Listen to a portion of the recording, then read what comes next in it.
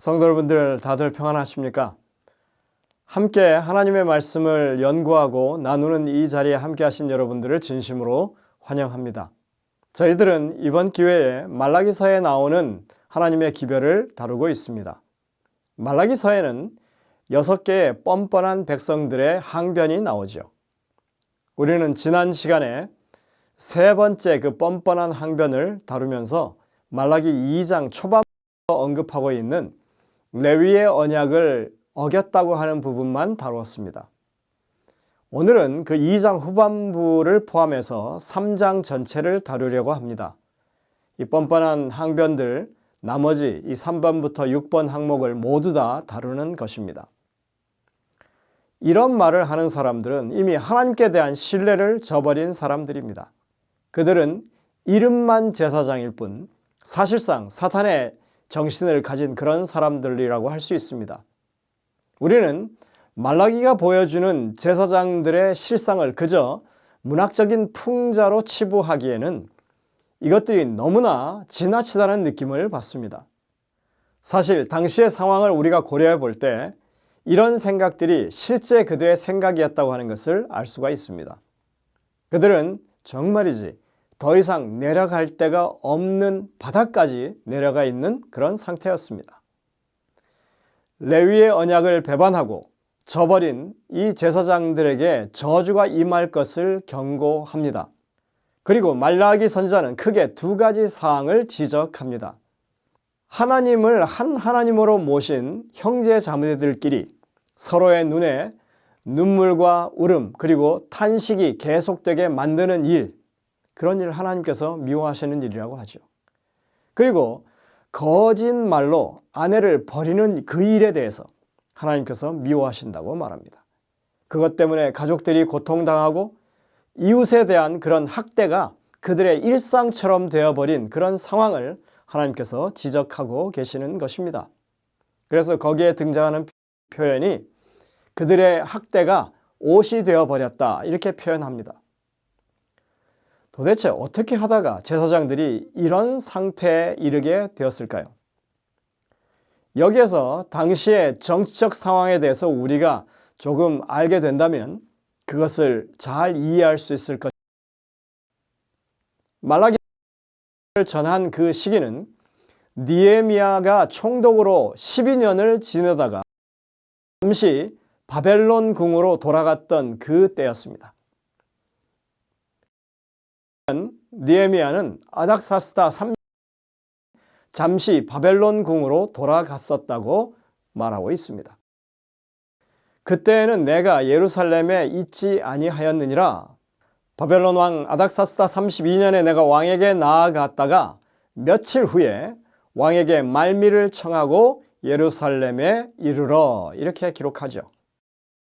느헤미야가 왕궁에 들어갔던 그 기간이 얼마인지는 잘 알지 못합니다. 성경절에는 그저 며칠 후에라고 하는 그런 말을 하고 있었기 때문입니다. 이 말은 문자 그대로 그냥 하면 날들의 끝에라고 하는 말입니다. 이것은 단순히 며칠이나 몇 주일을 말을 하는 것이 아닙니다. 학자들 가운데는 1년을 그렇게 말하는 사람들도 있지만 그것은 사실은 1년보다 훨씬 긴 기간을 의미하는 그런 표현이라고 봅니다. 느헤미야 13장에는 느헤미야가 그렇게 바벨론 궁에 가서 공백을 가졌던 그 기간에 일어났던 일들을 간략하게 서술하고 있습니다. 우리 하나님의 전에 방을 맡은 제사장 엘리야십이 도비야와 연락이 있었으므로 도비야를 위하여 한 방을 만들었으니 그 방은 원래 소재물과 유향과 그릇과 또 레위 사람들과 노래하는 자들과 문지기들에게 11조로 주는 곡물과 새 포도주와 기름과 또 제사장들에게 주는 거제물을 두는 곳이라. 느헤미야 13장 4절 5절에 이렇게 말하고 있습니다. 여기에 나오는 제사장 엘리야십은 분명히 대제사장 엘리야십이 맞습니다. 그는 성전 업무 전체를 책임지는 대제사장이었습니다. 또 여기에 도비야라고 하는 사람이 등장하는데 이 사람은 느헤미야서 전체를 통해서 줄곧 성벽 건축을 방해하고 이스라엘의 재건 사역을 막는 세력 중에 하나였고 느헤미야를 협박하고 살해하려 했던 그런 사람으로 언급되어 있습니다. 이 사람은 암몬 사람이라고 합니다. 느헤미야서에는 그가 산발랏과 아울러서 이스라엘의 대적이라고 불리고 있습니다. 그런데 이 대제사장과 암몬 사람 도비야가 연락이 되었다고 표현되어 있습니다. 이 말은 혼인관계를 통해서 연결되었다고 하는 그런 관용적인 표현입니다. 동맹을 맺었다는 얘기죠. 우리는 느헤미야서 9장 19절에서 도비야가 유대의 여러 유력 가문들과 결혼으로 동맹을 맺어왔다고 하는 사실을 확인할 수 있습니다. 그리고 13장에 이르면 그는 대제사장 가문과 연을 맺은 것으로 지금 언급되고 있는 것입니다. 건축과 재건을 방해하던 그 대적이 느헤미야가 없는 그 틈을 타서 대제사장을 등에 업고 이제는 성전 군에까지 진출한 것이라고 표현합니다. 대제사장 엘리야십은 도비야에게 개인 사무실까지 열어주었는데 그가 차지한 방이 11조와 헌물을 보관하는 방이었다고 하는 것입니다. 그 방에 두었던 11조와 헌물들은 다 어디 갔을까요? 다시 말해서 이 11조와 헌물들을 제대로 관리하지 않고 제대로 집행하지 않은 문제가 생기게 됐다고 하는 것입니다. 내가 또 알아본즉 레위 사람들이 받을 몫을 주지 아니하였으므로 그 직무를 행하는 레위 사람들과 노래하는 자들이 각각 자기 밭으로 도망하였기로. 느헤미야 3장 10절에 이렇게 설명합니다. 이 기록에 따르면 11조 헌물을 두던 방을 대제사장의 임의로 이스라엘의 대적인 도비야에게 사적 공간으로 줬다는 것이죠. 다시 말하면 대제사장이라는 사람이 하나님께 드려진 11조와 헌물을 마치 자기 재산인 것처럼 마음대로 용도 변경을 했다는 그런 말이 되는 것입니다. 11조와 헌물은 마땅히 제사장들의 생계와 그리고 가난한 사람들의 구제를 위한 그런 재정이었습니다. 그것이 원래의 용도대로 제대로 집행되지 않게 되자 당연히 레위 제사장들이 생계를 위해서 농업에 종사할 수밖에 없었다는 것입니다. 대제사장의 이런 사욕적이고 그리고 불법한 행위로 성전 봉사가 붕괴되었을 뿐만 아니라 그리고 가난한 사람들을 위한 사회적인 배려도 그 가운데서 사라지게 된 것을 지금 말하고 있는 것입니다. 우리가 지난 시간에 보았던 레위의 언약을 배반한 제사장들을 향한 이런 경고의 배경에는 그들 자신의 믿음의 부족으로 인해서 그렇게 된 부분도 있지만 지금 당시의 지도층의 정치적인 타락이 연결되어 있다고 하는 것을 우리가 볼 수 있는 것입니다. 느헤미야가 없던 그 시기 동안에 에스라와 느헤미야를 통해서 진행되어 왔던 이 개혁사업, 회복사업들이 사실은 원점으로 되돌아간 그런 상황이 된 것입니다. 이 형국은 제사장들의 타락이 결국은 백성의 타락으로 이어졌다고 하는 것을 보여주고 있습니다. 윗물이 맑아야 아랫물이 맑다고 하는 그 옛말이 틀리지 않은 것입니다.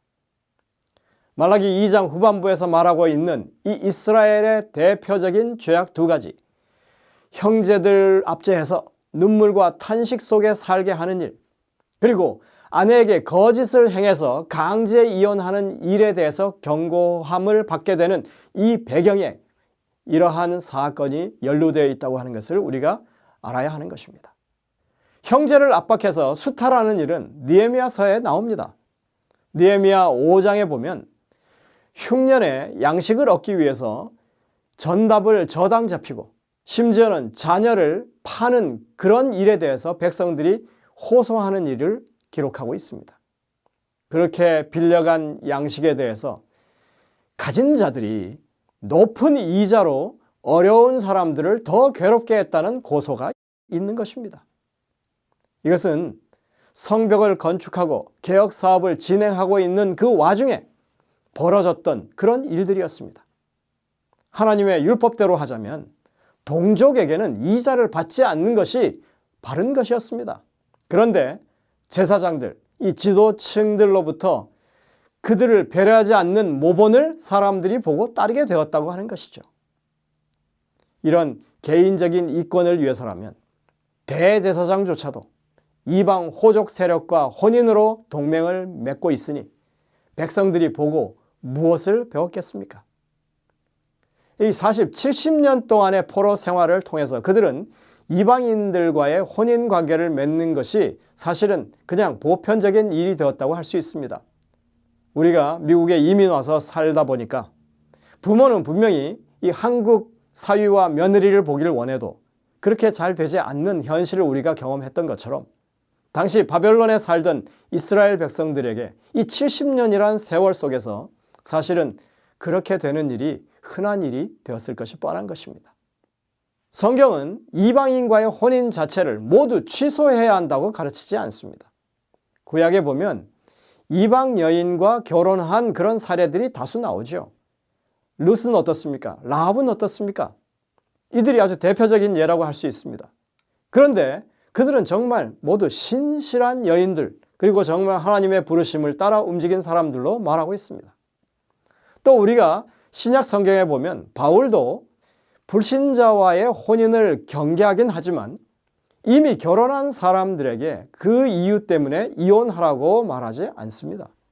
왜냐하면 믿지 않는 배우자를 하나님께로 인도하는 일이 하나님의 뜻 안에서 가능하기 때문이라고 합니다. 믿지 아니하는 남편이 아내로 말미암아 거룩하게 되고 믿지 아니하는 아내가 남편으로 말미암아 거룩하게 되나니 아내된 자여 내가 남편을 구원할런지 어찌 알 수 있으며 남편된 자여 내가 내 아내를 구원할는지 어찌 알 수 있으리요. 이렇게 말하죠. 성경에서 이방인과의 혼인을 금하는 두 가지 이유를 살펴보면 크게 두 가지로 압축이 됩니다. 첫 번째, 그들이 우상 숭배에 노출될 위험성이 크기 때문에 그렇습니다.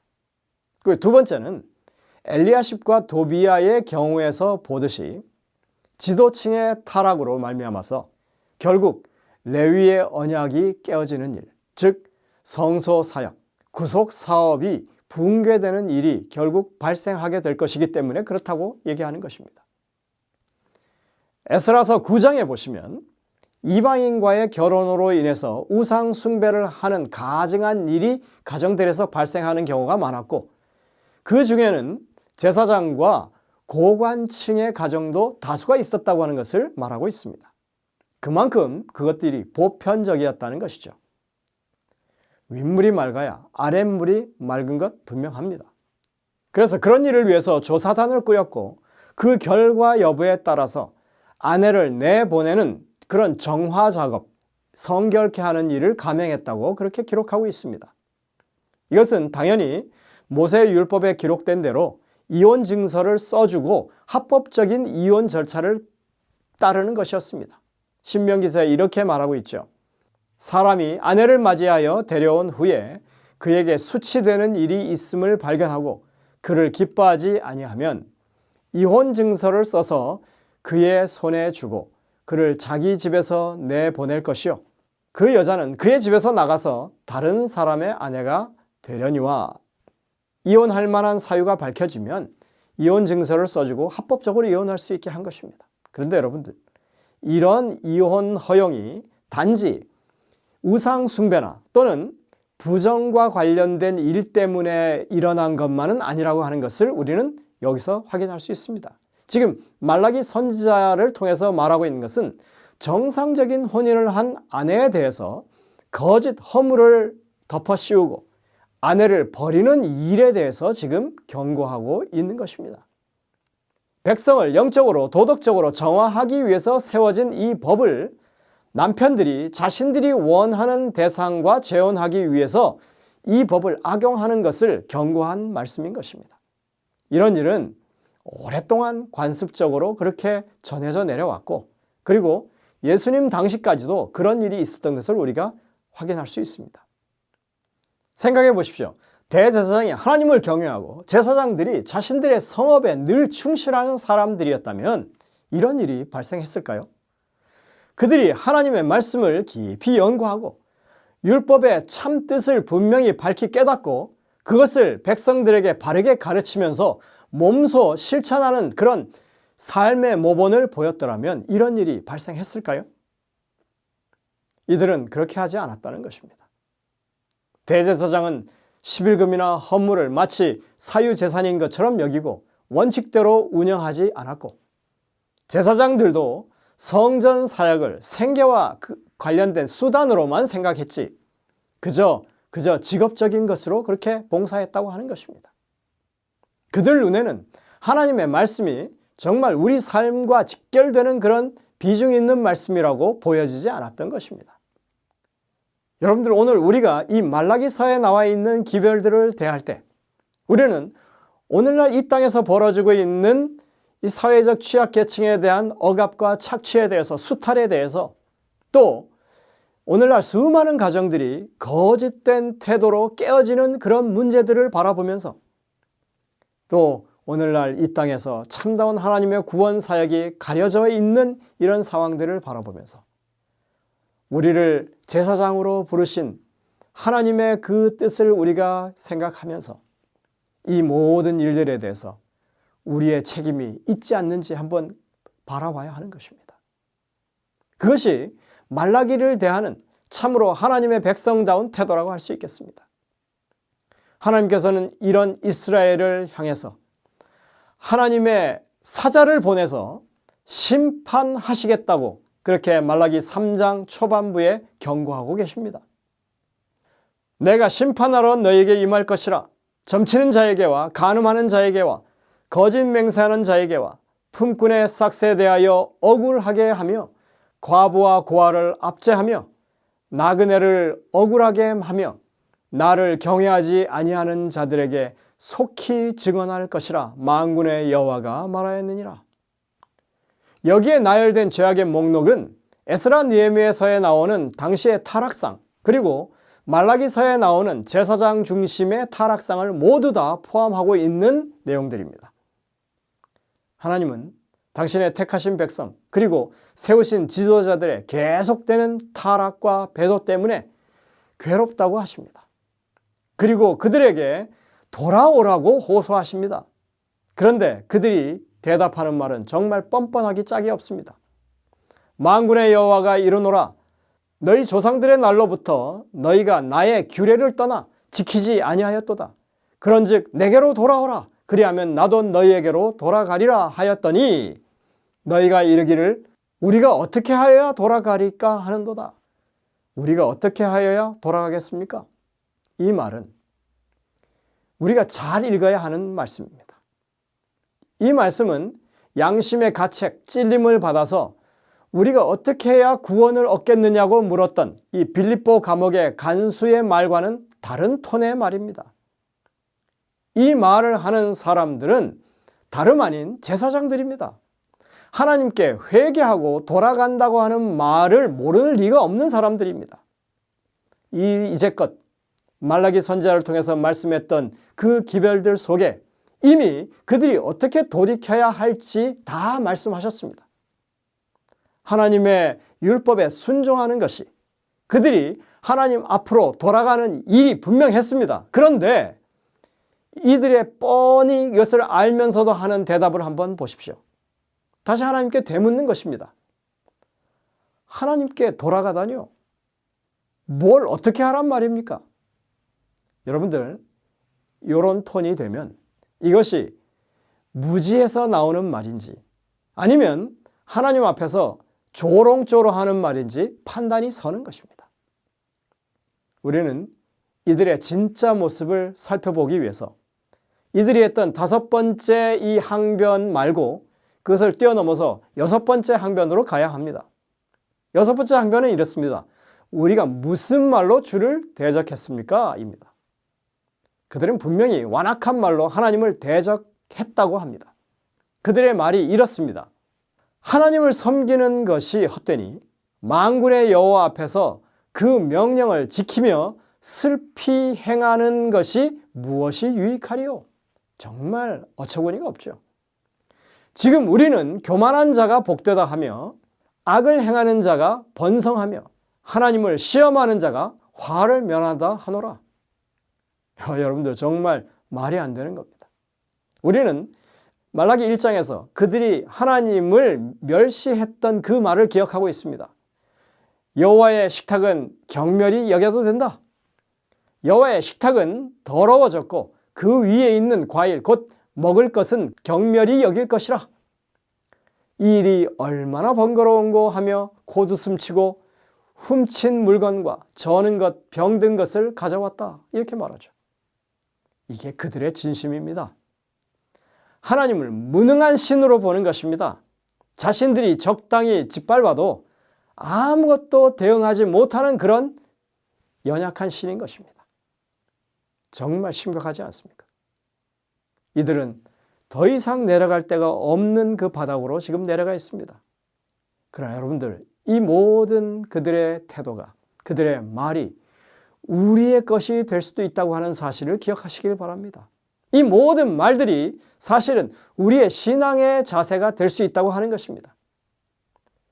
하나님의 임재 가운데 살아가면서도 하나님이 안 계신 듯이 말하고 행동하지 않습니까? 하나님의 사랑 가운데 살고 있으면서도 하나님의 사랑을 못 느낀다고 불평하지는 않습니까? 주변에 일어나는 일들에 대해서 늘 하나님의 돌보심과 인도하심을 보지 못하고 있으면서 도리어 불평하면서 하나님께 대항하고 있지는 않습니까? 무엇이 하나님께로 돌아가는 길인지 알면서도 여전히 모르는 척 투정 부리지는 않습니까? 우리는 이 말라기의 기별 앞에서 정말 스스로를 돌이켜보고 각성해야 하는 것입니다. 이제 우리는 이들의 뻔뻔한 그 5번째 항변으로 돌아가겠습니다. 5번째 항변이 뭐죠? 우리가 어떻게 주의 것을 도둑질했습니까? 라고 묻는 것입니다. 하나님이 대답하십니다. 그렇지, 맞지. 사람이 어떻게 하나님의 것을 도둑하겠어? 그런데 너희는 11조와 헌물을 도둑질했어. 너희 온 나라가 도둑질했어. 그래서 지금 너희가 저주를 받는 거야. 이렇게 말씀하십니다. 우리가 흔히 말라기서에서 자주 인용하는 11조와 헌물에 관한 경고가 이것입니다. 근데 우리는 이 경고를 경고로 받지 않고 사실은 긍정적으로 이해하고 그렇게 받아들입니다. 아무도 이 경고를 부정적으로 받아들이는 사람이 없다고 봅니다. 만군의 여호와가 이르노라.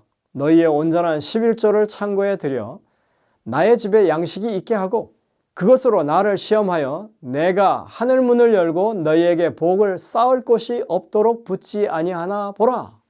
너무나 유명하죠.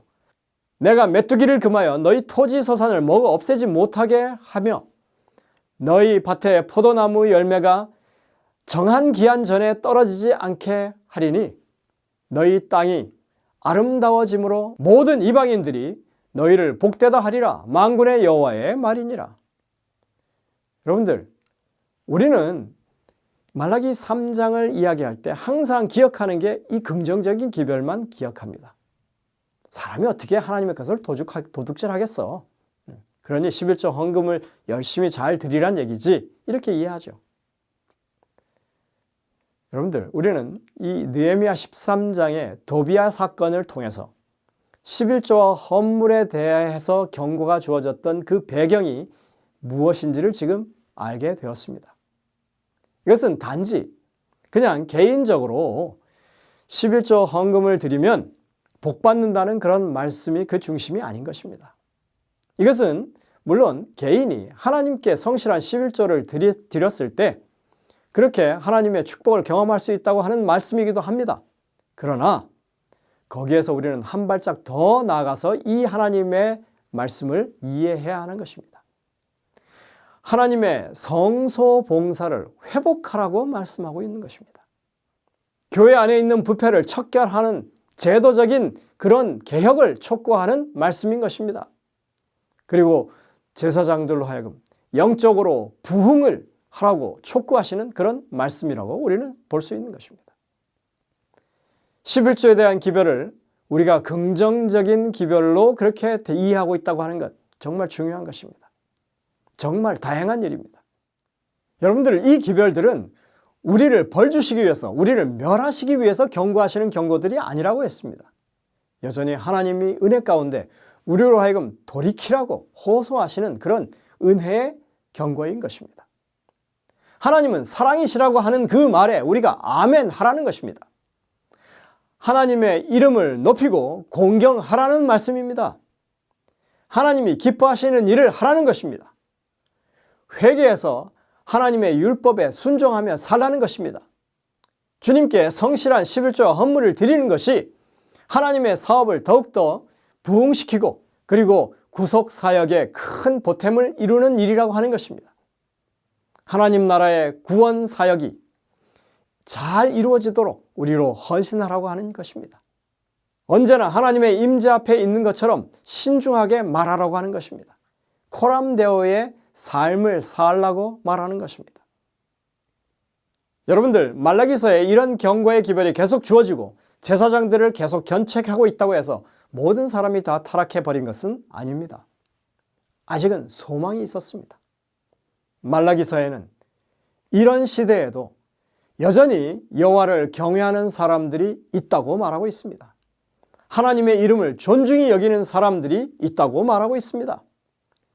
여호와께서 그것을 분명히 들으시고 여호와를 경외하는 자와 그 이름을 존중히 여기는 자를 위하여 여호와 앞에 있는 기념책에 기록하였느니라. 이들은 하나님이 주시는 이 경고를 긍정적으로 수행하는 사람들이었다고 하는 것이죠.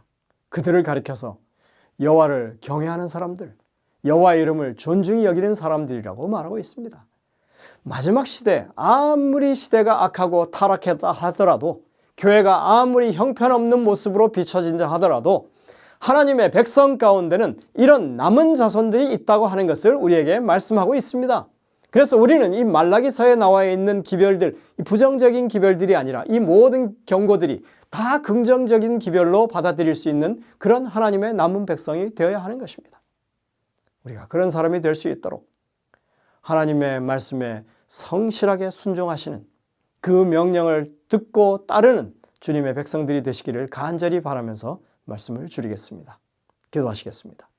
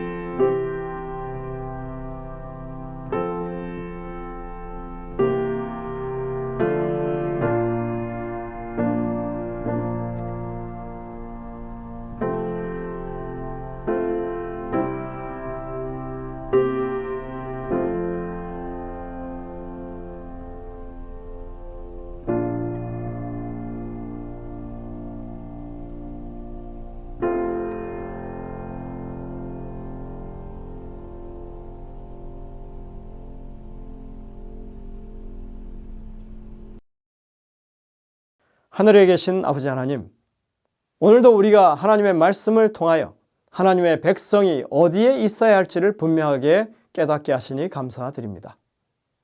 말라기 시대에 하나님을 경외하고 그 이름을 존중히 여기는 사람들이 남아 있었던 것처럼 오늘날에 우리가 부름받은 하나님의 백성들로서 그렇게 하나님의 명령에 전적으로 순종하고 따르는 사람들로서 그렇게 주님의 말씀을, 경고의 말씀을 우리의 삶에 긍정적으로 이루어갈 수 있는 주의 백성들 될 수 있도록 인도하여 주옵기를 예수님의 이름으로 간절히 기도드립니다. 아멘.